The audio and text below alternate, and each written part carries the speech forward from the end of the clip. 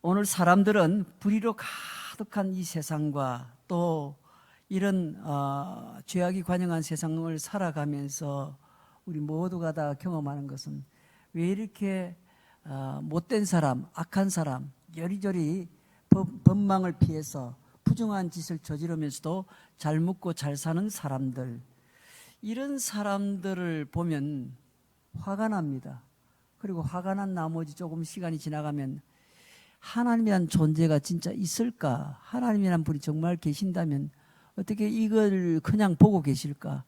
저 못된 사람들 저렇게 남 덩쳐먹고 사기치고 속이고 이러는데도 잘 사는데 하나님이 정말 계시기는 할까? 이렇게 하나님 앞에 원망과 불평을 갖기도 합니다. 마치 하나님께서 불의한 자들과 악인들을 심판하지 않으시는 것처럼 느낍니다. 하지만 하나님은 세상을 다스리는 분이시고 또 온전하게 세상을 섭리해 가시는 분입니다. 그리고 완전히 의로우신 분이기도 합니다. 그 하나님이 우리가 모르는 시간에 악인들을 사실은 효과적으로 처리해 가시는 분이십니다. 그러므로 악한 사람들이 세상에서 형통하고 잘 되는 것을 보면서 어느 때까지입니까? 어느 때까지 하나님 보고만 계실 겁니까? 라고 이런 탄식을 하기보다는 하나님의 때를 기다리면서 하나님의 그 통치를 바라보는 것이 매우 중요하다는 것입니다. 자, 오늘 말씀을 중심으로 해서 우리 오늘 소개되고 있는 이 하박국서의 메시지를 함께 나누려고 합니다. 먼저 오늘 1절 말씀을 보시면 하박국의 경고가 소개되고 있습니다. 선지자 하박국이 묵시로 받은 경고라, 이렇게 소개를 합니다. 사랑하는 성도 여러분, 우리가 세상 살면서 부당한 일도 많이 보지 않습니까? 나쁜 사람이 출세하고 더 잘 살고 공의와 정의는 사라진 것 같은 그런 상황이 곳곳에서 보일 때가 있습니다. 야, 참 유전무죄고 또 무전유죄라고 하듯이 돈이 있고 힘 있는 사람들은 죄를 지어도 이리저리 잘 피해가고 참 돈 없는 사람은 그렇게 큰 죄도 아닌데도 조금만 죄만 지어도 이렇게 혹독하게 어려움을 당하는 이런 현상들을 우리가 사는 이 현실에서도 종종 보기도 합니다. 돈 많은 재벌가의 어느 사람은 자신이 그렇게 요리조리해서 수천 수조 원을 이렇게 어떻게 요리조리 법망을 피해서 탈세를 해도 또 그런 것들을 자기 것으로 삼아도 전혀 문제가 안 되고 정말 배고파서 좀도둑질 몇 번 하다가 잡혀가지고 끌려간 사람은 징역 삽니다. 그렇죠? 이런 현실을 보면은 화가 납니다. 여러분 감옥서 갔다 오셨어요? 다들? 예, 안 갔다 오셨죠? 감옥에 가보면 서로 그런 얘기합니다. 한 명도 자기가 나쁜 짓 해서 왔다고 생각을 거의 안 한답니다. 예, 나보다 더 많이 잘못한 사람들이 세상에서 눈 뜨고 잘 살고 있는데 내가 재수가 없어서 잡혀서 여기 들어왔다, 이렇게 생각을 하지 자기가 세상에 있는 다른 사람들보다 죄를 너무 많이 지어서 왔다고 생각은 아무도 안 한답니다. 거의 다 운이 나빠서 어쩔 수 없이 잡혀서 왔다 생각을 하죠. 여러분들도 그런 생각을 할 때가 있습니까? 사람들이 울분하면서 부르짖습니다. 과연 하나님은 계십니까? 하나님이 살아계신다면 어떻게 이런 일을 방관하십니까? 이렇게 반문하기도 합니다. 그러나 여러분 그렇게 외친다고 해서 무슨 일이 일어납니까? 아무 일도 일어나지 않습니다. 오히려 나쁜 사람들, 성경에서는 악한 사람, 악인이라고 표현을 하는데 그 사람들은 그전보다 더 잘 먹고 더 잘 살고 더 나쁜 일을 저지릅니다. 그런 사람은 빨리 죽지도 않고 더 오래 산다고 합니다. 흔히들 욕을 많이 먹기 때문에 더 오래 산다네요. 잘 먹어가지고. 그래서 나쁜 사람들은 더 오래 살고 더 잘 산다는 겁니다. 그래서 사람들은 말하기를 세상을 보면서 참 불합리하고 하나님이라는 존재가 정말 있는지 없는지 모르겠다고 말들 합니다.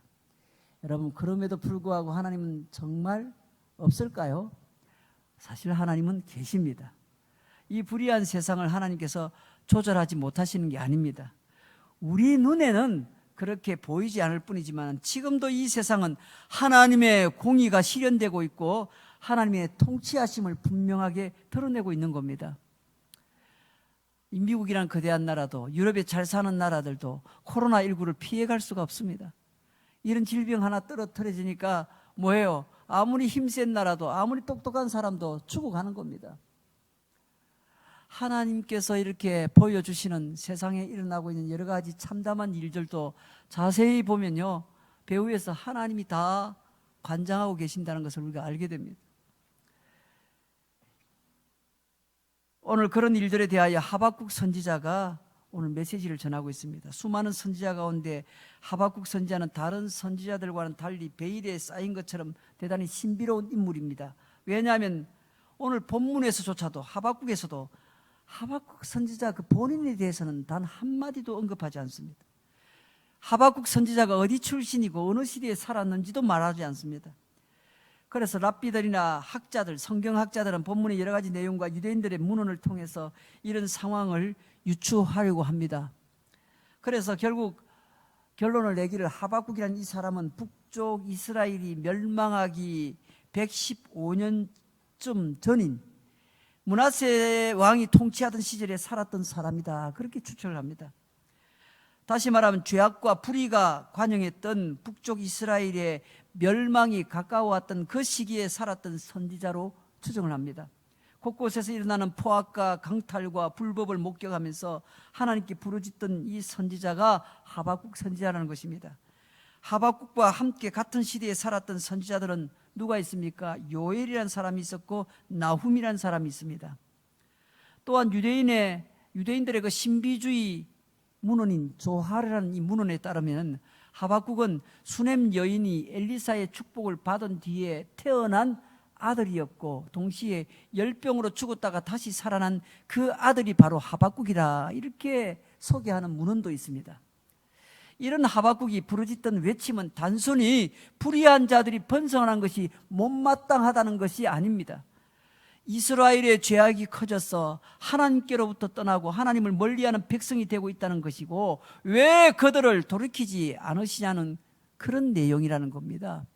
하박국의 경고는 단순히 불의한 사람들, 악한 사람들이 형통한 것에 대해서 원망조로 그렇게 외쳤던 메시지가 아니고 반대로 이스라엘 백성들이 하나님 앞에 그렇게 죄를 짓고 하나님을 멀리하는 그런 상황으로 가고 있는데 왜 그들을 하나님께서 돌이키시지 않느냐라는 이런 하나님 앞에 탄식이었다는 겁니다. 하박국의 경고를 우리가 정확하게 잘 이해를 해야 되겠습니다. 두 번째로 오늘 말씀해 보면요, 하나님의 침묵에 대해서 말씀하고 있습니다. 사랑하는 성도 여러분, 우리도 가끔 기도를 하는데 우리의 기도가 응답이 되는 건지 안 되는 건지, 하나님께서 뭐가 아니면 아니라고 얘기를 하시든지 되면 된다고 얘기를 하시든지, 이런 응답이 있으면 좋은데 하나님은 침묵하시는 경우가 많습니다. 우리가 아무리 기도를 해도 우리가 하나님의 응답을 경험하지 못하는 경우가 있지 않습니까? 그때마다 우리가 이런 생각하지 않습니까? 야, 하나님이 정말 계시지 않는 건 아닌가? 하나님이 내 기도를 듣지 못하셨는가? 여러분, 이런 우리가 하나님 앞에 회의감이 들 수도 있습니다. 그러나 우리가 하박국 성경을 읽으면 가장 먼저 이해해야 될 개념이 있는데 그 중에 하나가 바로 하나님의 의로우심입니다. 의로우심. 그리고 이 세상은 하나님의 주권 아래서 운영되고 있고 하나님은 의로우신 분이기 때문에 이 세상에서 일어나는 모든 불의와 악한 일들에 대하여 하나님이 반드시 심판하실 것이다 라는 내용이 바로 하박국 성경의 내용입니다. 결과적으로 이런 이야기가 될 수 있는 겁니다. 우리가 기도하든 기도하지 않았든 하나님은 이 세상을 악인들의 손에 넘겨줄 생각이 없으시다는 겁니다. 하나님은 악인들을 반드시 제거하실 것이고 그리고 하나님의 그 의가 온전하게 이 세상에 실현될 것이라는 겁니다. 하지만 사람들은 이렇게 생각하기도 합니다. 내가 기도를 했으니까 듣기는 들으시겠지, 이렇게 생각합니다. 여러분, 하나님은 사람들의 기도를 들으시는 분이 맞습니다. 하지만 하나님은 사람들이 기도했기 때문에 움직이시는 분이 아닙니다. 만약 하나님이 움직이시는 경우가 사람들이 기도할 때마다 그 기도를 듣고 움직이신다면 사람들이 기도하지 않으면 움직이지 않는 분이 될 것이고, 그런 하나님은 마치 로봇과 같은 분이 될 것입니다. 우리가 주문해야만 움직이는 분 아닙니까? 그 말 그대로 동전 넣고 내가 뭔가 시동을 걸어야 움직이는 것과 뭐 다를 바가 뭐가 있겠습니까? 우리 하나님은 우리가 기도한다고 들으시고 움직이고 기도 안 한다고 해서 그때는 안 움직이시고 그럴 뿐이 아니라는 겁니다. 하나님은 이 세상을 스스로 감찰하시는 분이라는 겁니다. 불의한 일을 행하는 사람들을 하나님은 스스로 징벌하시는 하나님이라는 겁니다. 물론 그렇다고 해서 우리가 기도할 필요가 없다는 게 아닙니다. 우리 주위에서 일어나는 일들에 대하여 기도해야 합니다. 하나님께서 행하실 것을 간청도 해야 됩니다. 오늘 성경에서 하박국 선지자도 악인들이 관영하고 강포를 행하는 그런 상황 안에서도 그는 기도를 했습니다. 그런데 하나님께서 응답하지 않으신다고 한탄을 하는 겁니다. 오늘 하박국서 1장 2절 말씀을 한번 보세요. 여호와여 내가 부르짖어도 주께서 듣지 아니하시니 어느 때까지리까 내가 강포로 말미암아 외쳐도 주께서 구원하지 아니하시나이다. 여러분, 하나님께서는 이미 우리가 부르짖기도 전에 이미 하나님은 일하고 계신다는 겁니다.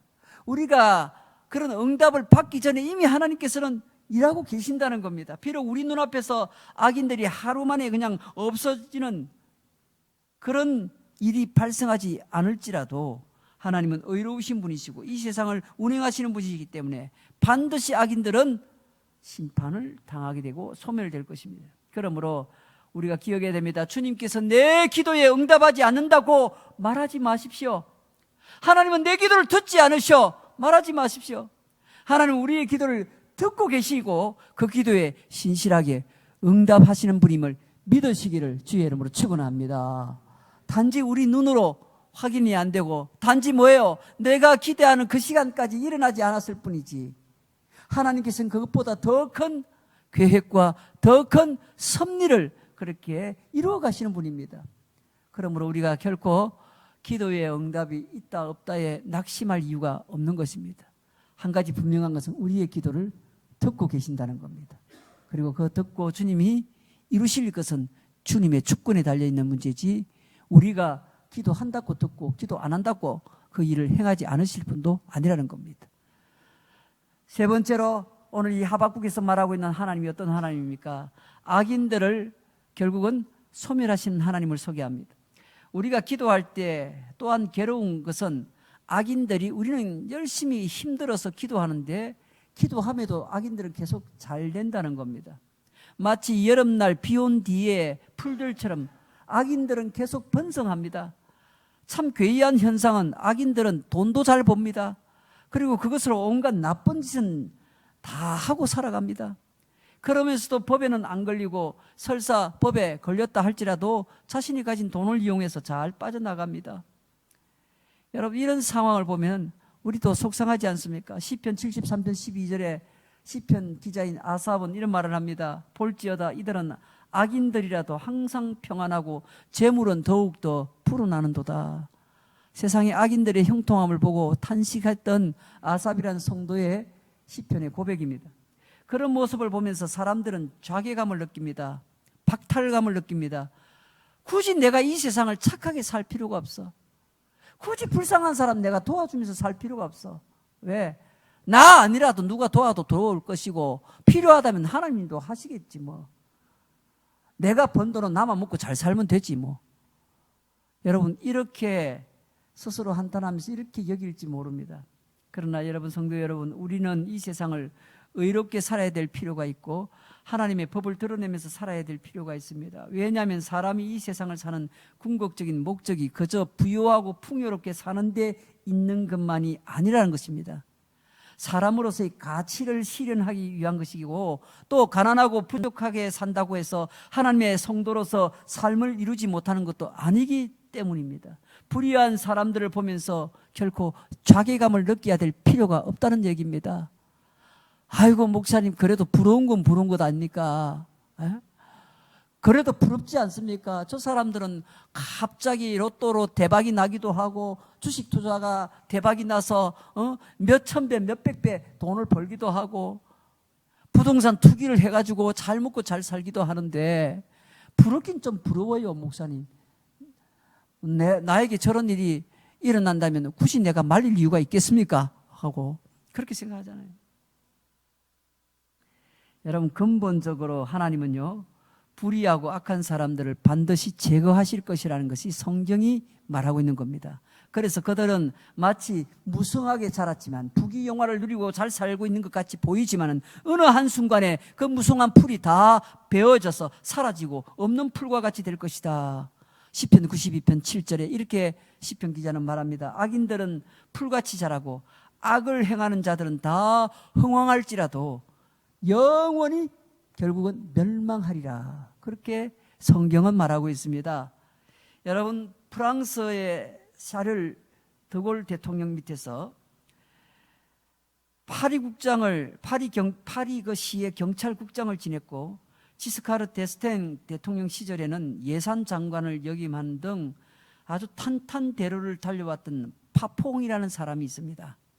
이 파퐁이라는 사람은 나치가 프랑스를 지배했던 때부터 관료로서 살아왔던 사람입니다. 그는 평생 동안 불행하지 않게 부유하게 권력을 누리면서 살아왔습니다.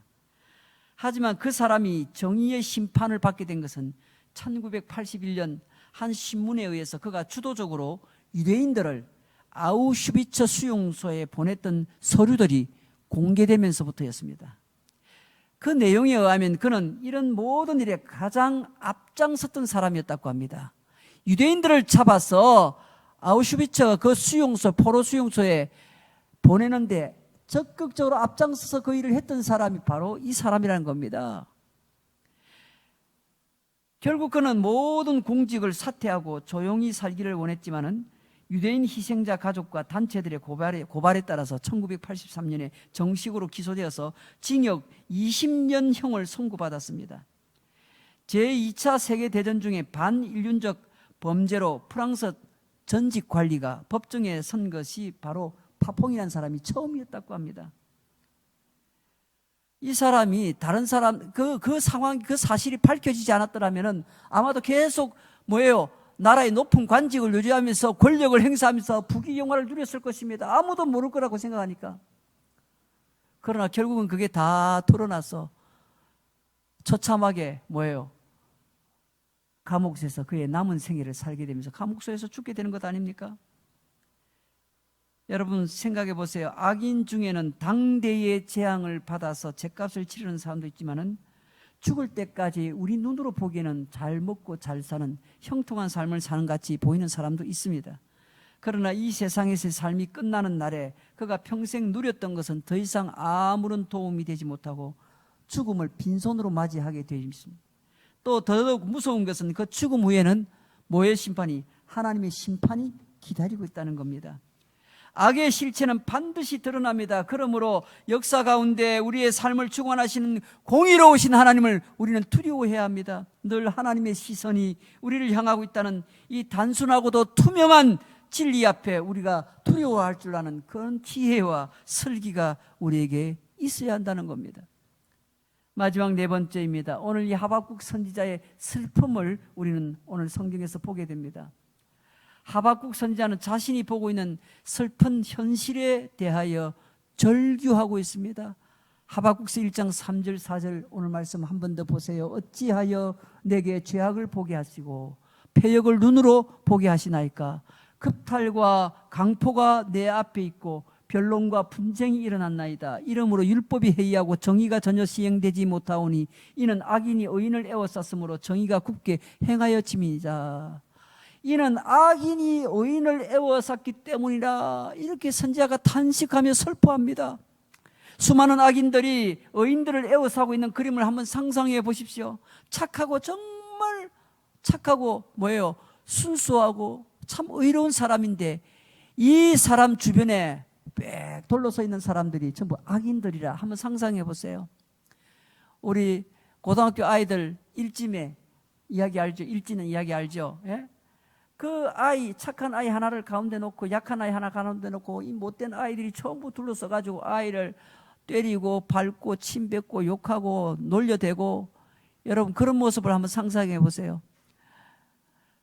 하나님 보실 때 너무 착하고 의인으로 살았는데 이 사람을 두고 악인들이 둘러서서 그렇게 괴롭히는 상황을 한번 상상해 보세요.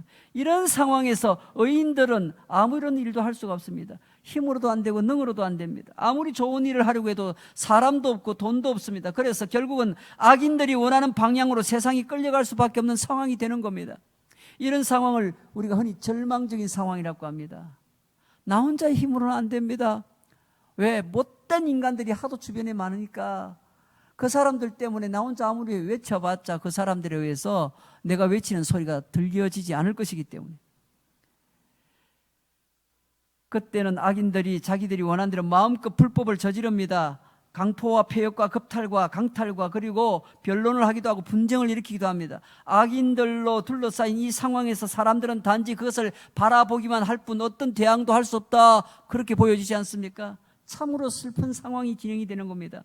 우리 주변에서도 가끔 의인들이 전혀 그 힘을 발휘할 수 없는 일들이 현실이 될 때가 있지 않습니까? 저 사람 참 의인이고 저 사람 하는 말이 옳은데 나쁜 사람들의 그 힘에 의해서 선한 사람의 옳은 얘기도 묻혀버리는 겁니다. 여러분, 그것이 결코 악인들이 하나님의 존재성을 무시하는 것임을 우리가 알아야 됩니다. 성경에서는 이렇게 악인들이 득세할 때 한 가지 간과하고 있는 것이 있다고 그렇게 지적하는 겁니다. 그런 악인들이 하나님의 존재를 그들은 무시하고 있다는 겁니다. 하나님이 있는지 없는지도 모른다는 것이죠. 심지어 하나님이 계신다는 것을 알아도 그들은 하나님 그조차도 무시한다는 겁니다. 그건 스스로 죽기로 작정한 겁니다. 그렇죠? 하나님이 보고 계시지 않을 것이라 그들은 착각합니다. 그러나 여러분, 시편 3절 4절에 이런 말씀이 있죠. 시편 10편에 악인은 그의 마음의 욕심을 자랑하고 탐욕을 부리는 자는 여호와를 배반하여 멸시하나이다. 악인은 그의 교만한 얼굴로 말하기를 여호와께서 이를 감찰하지 아니하신다 하며 그의 모든 사상에 하나님이 없다. 그의 모든 사상, 그의 모든 머릿속에 생각 속에는 하나님의 존재가 그들에게는 없다. 그렇게 지적을 하고 있습니다. 시편 10편 11절에서는 이렇게 말합니다. 그가 그의 마음에 이르기를 하나님이 잊으셨고 그의 얼굴을 가리셨으니 영원히 보지 아니하시리라. 그렇게 말합니다. 하지만 여러분, 하나님은 의인들을 둘러싸고 갖가지 악을 행하고 있는 악인들을 하나님은 지금도 바라보고 계십니다. 마치 먹잇감을 노리고 있는 사자의 눈처럼 악인들을 지금 바라보고 계시는 겁니다. 그리고 어느 순간에 순식간에 그 악인들을 처리하실 것입니다. 완전히 멸망시킬 것입니다. 사랑하는 성도 여러분, 우리 생각에는 이 세상의 불의에 대하여 하나님께 기도해도 하나님께서 듣지 않는 것처럼 생각되고 불의한 자들이 영원히 득세할 것처럼 보여지기도 하지만은 또 악인들이 여인들을 둘러싸고 온갖 불의를 행할 때 하나님이 보지 않는 것처럼 그렇게 생각되기도 하지만은 그럼에도 불구하고 하나님은 이 세상을 창조하신 분이요, 의로우신 분이요, 하나님은 이 세상의 악인들이 자기의 뜻대로 활개를 칠 수 있는 그런 것으로 마무리 짓지 않습니다. 반드시 하나님은 이 세상을 심판하시고 의인들의 중심을 보고 응답하시고 그들을 구원하실 것입니다. 오늘도 코로나19를 통하여 저는 언제나 기도할 때마다 이 코로나19를 왜 하나님 우리에게 주셨습니까? 이 세상에 왜 하나님께서 수많은 사람들이, 그 가운데는 너무나도 죄도 없이 억울하게 감염이 돼서 죽는 사람도 있을 텐데, 그리고 예수 믿는 성도들도 있을 텐데 하나님 왜 이런 일을 세상에 보내십니까? 이렇게 묻고 또 묻고 기도합니다. 그런데 하나님께서는 이 코로나19라는 이런 재난을 통해서 세상 사람들을 향하여 메시지를 주는 것이 아니라 사실은 하나님의 성도들에게 메시지를 주고 있다는 사실을 잊지 말아야 됩니다. 이게 무슨 오존청 파괴로 자연 파괴를 많이 했기 때문에 일어나는 재앙이다. 또 지나친 인간의 교만이 가득 차서 죄를 많이 지으면서 별걸 다 개발하려고 연구하려고 하다 보니까 연구하다가 사고로 일어나서 이상한 물질이 발생이 되어서 이렇게 감염병이 일어났다. 온갖 원인 분석을 하고 그리고 탓을 찾기도 하지만은 사실은 이 모든 일은 누구를 위하여? 하나님의 성도들을 향하여 주시니라. 저는 그렇게 생각을 합니다. 예수 믿는 우리 성도들은 다른 것은 다 고려할 필요가 없습니다. 그런 분석은 세상 사람들이 더 잘합니다. 과학적인 분석도 하고 의학적인 분석도 할 거니까 그 우리가 분석 안 해도 됩니다. 우리가 해야 될 일은 딱 하나입니다. 하나님이 나에게, 우리 성도들에게, 한국 교회에 하나님이 우리에게 보여주시는 것이 무엇이 하나님의 뜻인지 우리 그 자체를 돌아봐야 된다는 겁니다. 그래야 오늘 우리 주변에 불의하고 악한 사람이 득세하는 것처럼 보이고 의롭게 사는 사람들은 늘 고생하고 억울한 일을 당하는 것처럼 보이기도 하지만은 그런 현상을 보고 절대 낙심하거나 여러분 마음 가운데 자괴감을 느껴서는 안 됩니다. 우리 하나님은 살아계시고 공의로우신 분이고 의로우신 분이기에 반드시 이 세상을 심판하시고 그렇게 선하게 이끌어가게 될 것입니다. 아무리 내가 선하게 살아도 세상은 자꾸 악해져만 갈 것 같아. 여러분, 그건 우리가 말해야 될 것이 아닙니다. 우리는 최선을 다하여 하나님의 뜻을 이루고 선을 이루고 또 하나님의 영광을 위해서 그렇게 우리는 최선을 다하여 살아가야 될 몫이 우리에게 있는 것입니다. 우리는 그렇게 하기만 한다면 그 다음 하나님은 세상을 심판하시고 세상을 섭리해 나가시는 것은 하나님의 몫입니다. 하나님이 하실 일입니다. 우리가 세상에 일어나는 현상을 가지고 자꾸 원망 불평으로 삼을 것이 아니라 마음에 심한 우울증을 느낄 것이 아니라 우리는 언제나 하나님을 향하여 최선을 다해서 우리에게 주어진 삶에 하나님의 뜻을 이루어 가려고 하나님의 영광을 드러내려고 최선을 다하여 그렇게 살아가야 할 것입니다. 오늘도 하박국 선지자가 외치는 그 외침은 눈앞에 보이는 악한 사람들의 강포와 강탈과 악한 만행들, 그것을 고발하는 것이 아니라 오늘 이런 상황을 만들어 버린 원인으로 바로 자기 백성들의 죄를 고발하고 있는 겁니다.